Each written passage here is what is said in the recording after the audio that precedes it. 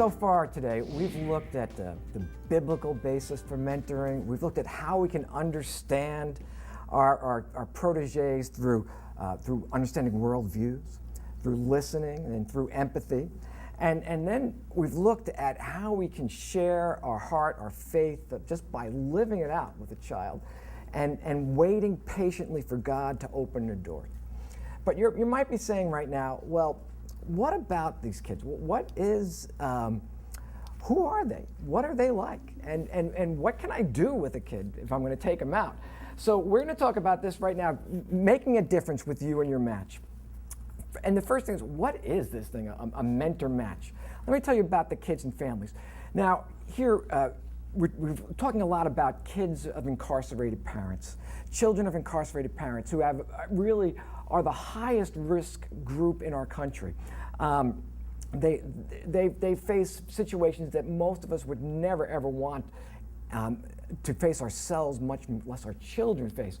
But these kids are kids who they need a friend and they want a friend. That's the big thing. They're looking for a friendship, and we're here to provide it through, hopefully, through you. And they're referred to us by people who care about them. Sometimes it's the parents themselves who are incarcerated, the angel tree children, the children that are delivered presents through prison fellowships, angel tree program. Their parents refer their kids so that they can be mentored. It's also school districts, and sometimes it's the parents themselves or pastors who refer the kids.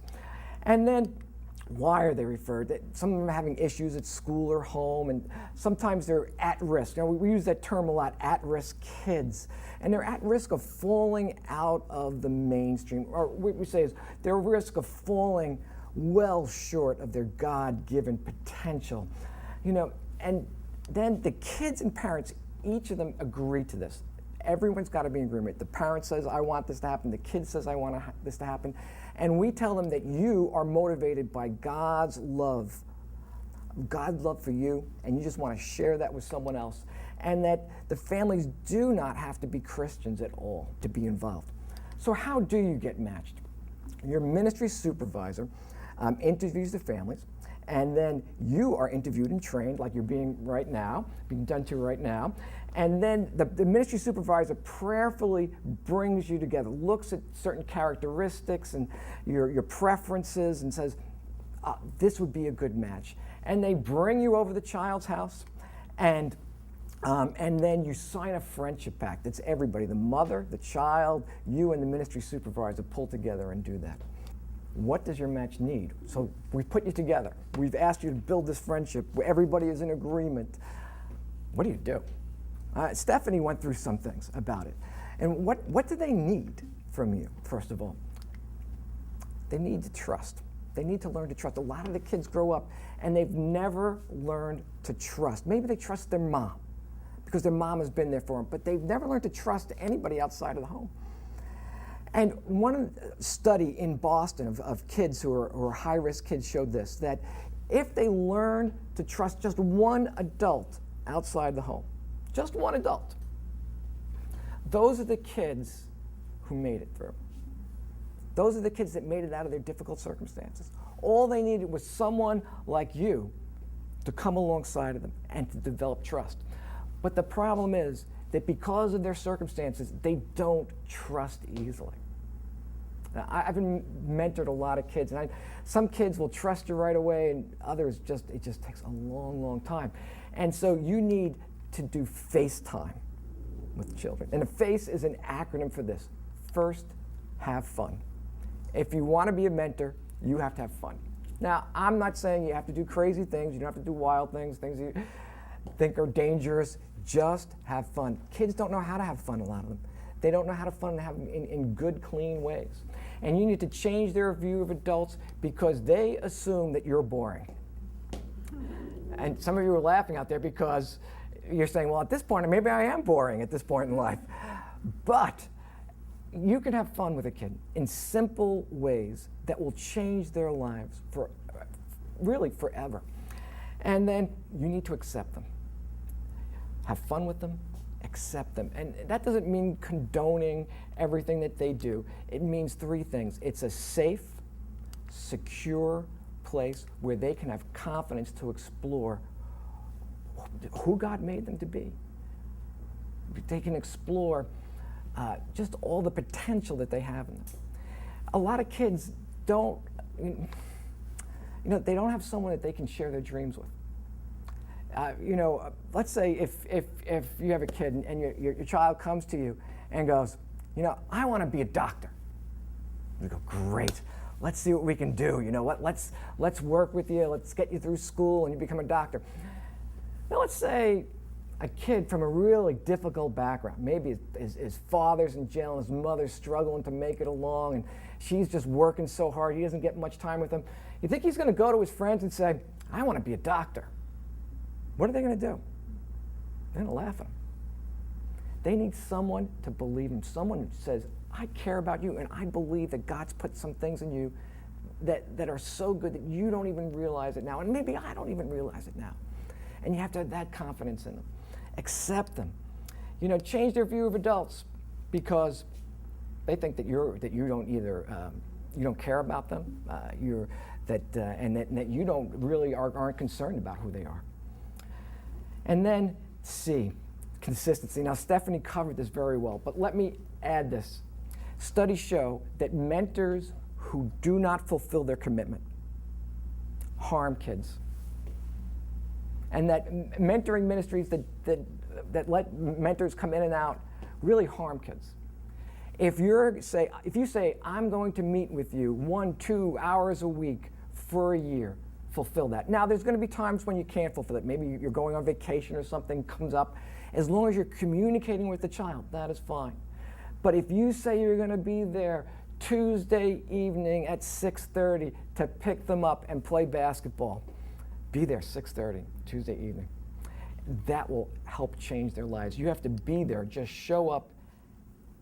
Be real. Be yourself. Don't try to be someone else. Don't try to be, first of all, don't try to be cool. Now, I gave up trying to be cool a long time ago. It was a very unsuccessful effort in my life.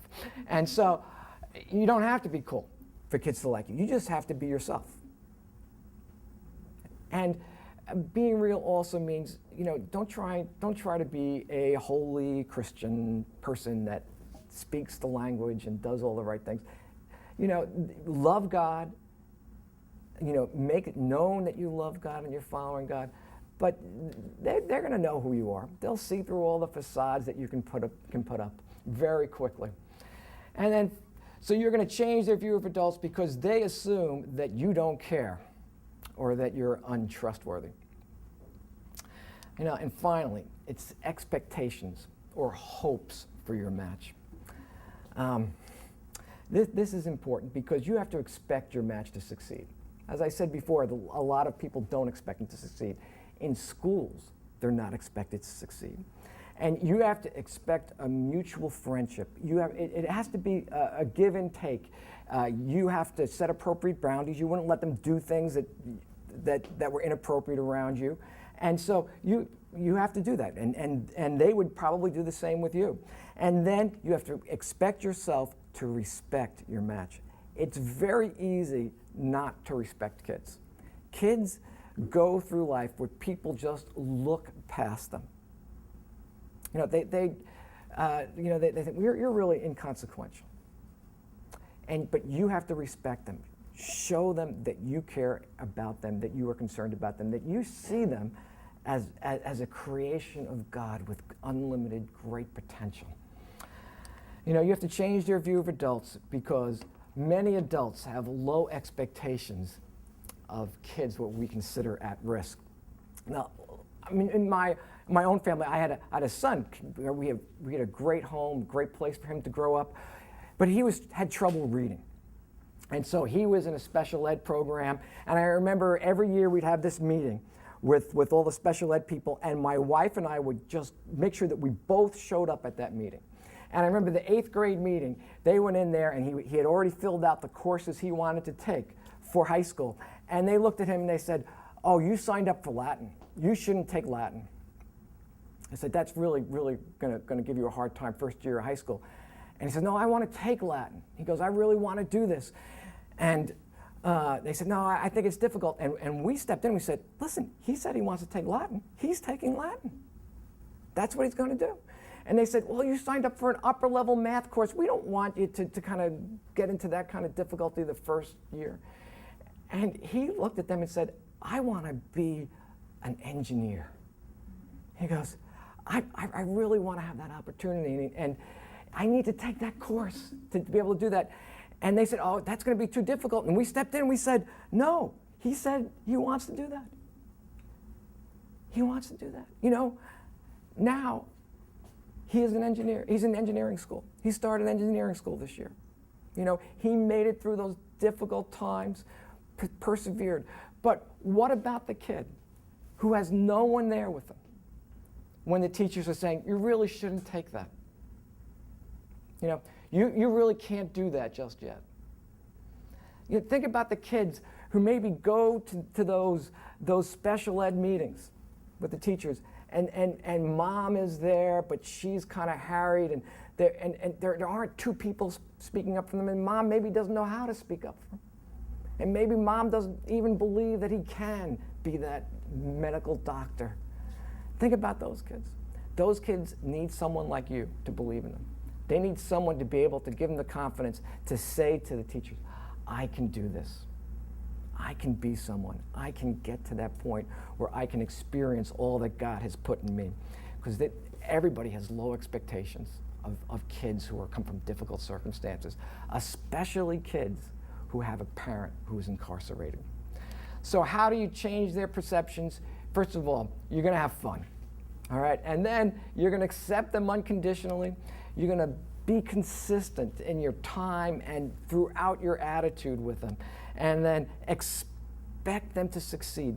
Believe in them. They need you to believe in them so that they can have confidence to step forward in their lives. You know, this is a chart we're going to go through right now. It helps some people understand what it takes to build this trust, to what the FaceTime really accomplishes. Now, if you look at this chart, you'll see that on the vertical column, it's trust, and horizontal, it's time, and you build trust over time. Now, if you have a healthy kid, that trust just kind of grows naturally. There are ups and downs along the way, but as you spend time with them, you develop trust. Now, you take a kid who is really needy. That kid starts you off at a high level of trust because he has all these hopes. He's just hoping that someone's really going to care for him, someone's going to really be his friend. And so he starts you off really high, and it soars as you meet with him the first few times. And then the first difficult period, the first disappointment comes along, and it crashes to the bottom.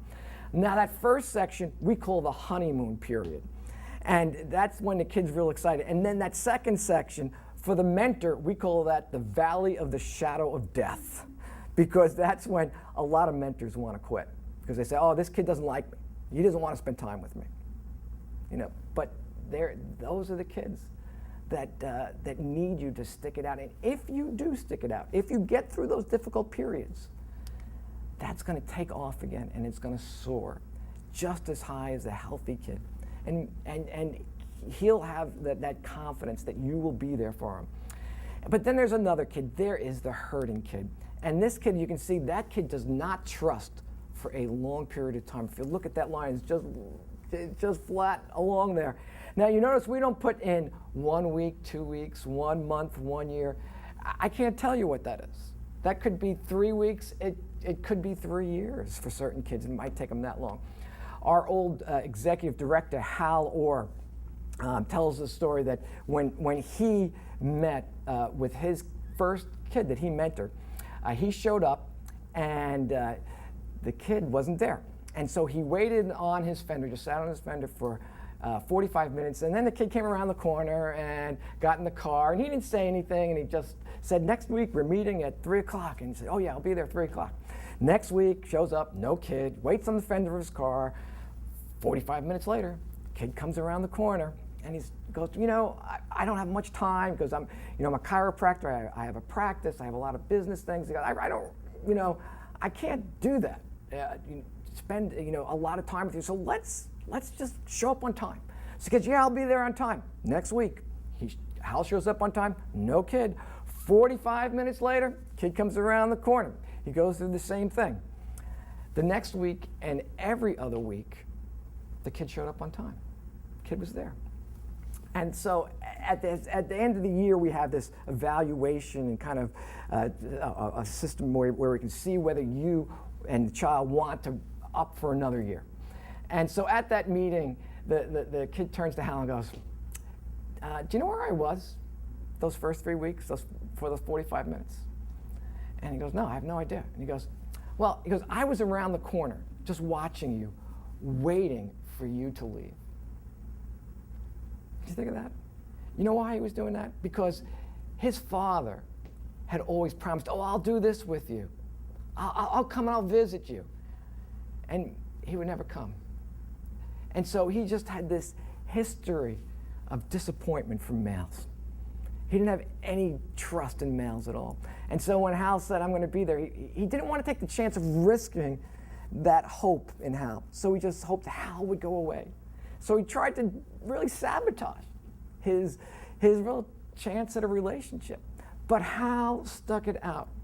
And because Hal stuck it out, that kid became his friend. And Hal was able to bring the hope of Christ into his life. So what you have there is usually the mentor, it could be a long time, and then something happens where they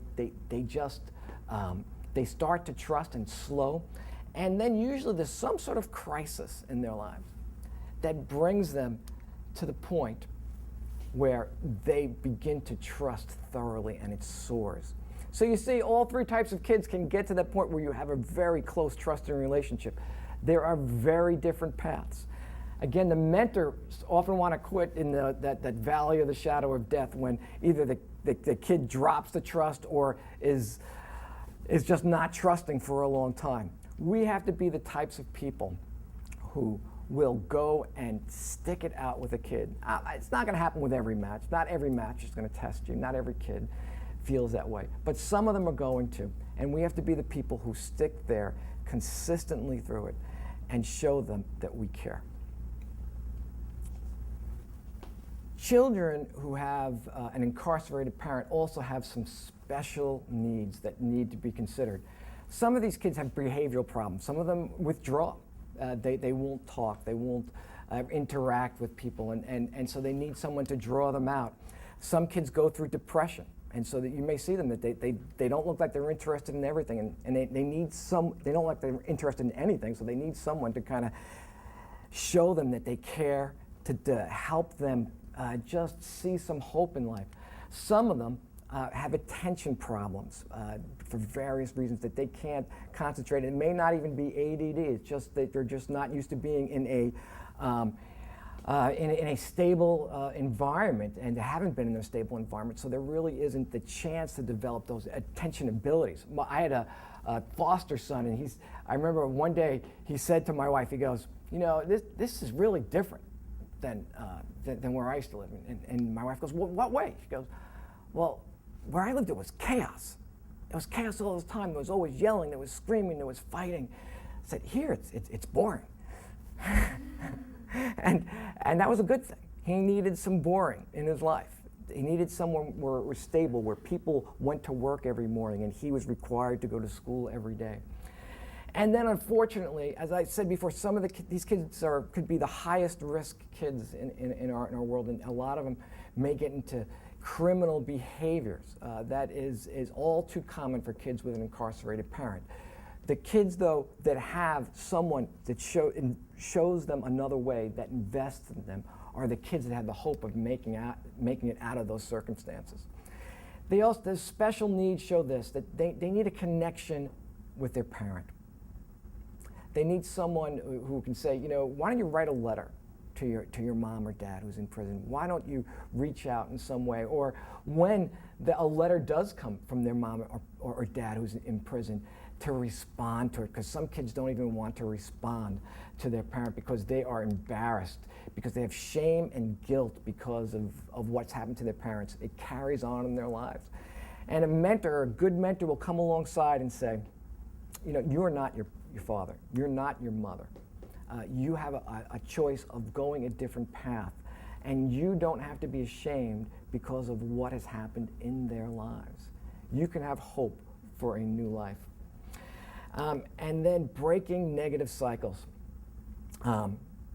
There's a lot of negative cycles in families of incarcerated parents. Often it's a cycle of not working and depending on welfare and other things, and not thinking they can have jobs.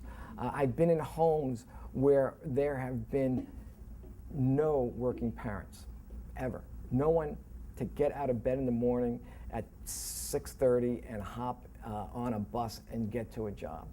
They've never seen that in their lives. And so they need someone to show them there is another way, and you can be a person who can be responsible, because they don't have that in their lives. One big thing is for the kids is they need you to be confidential in their information.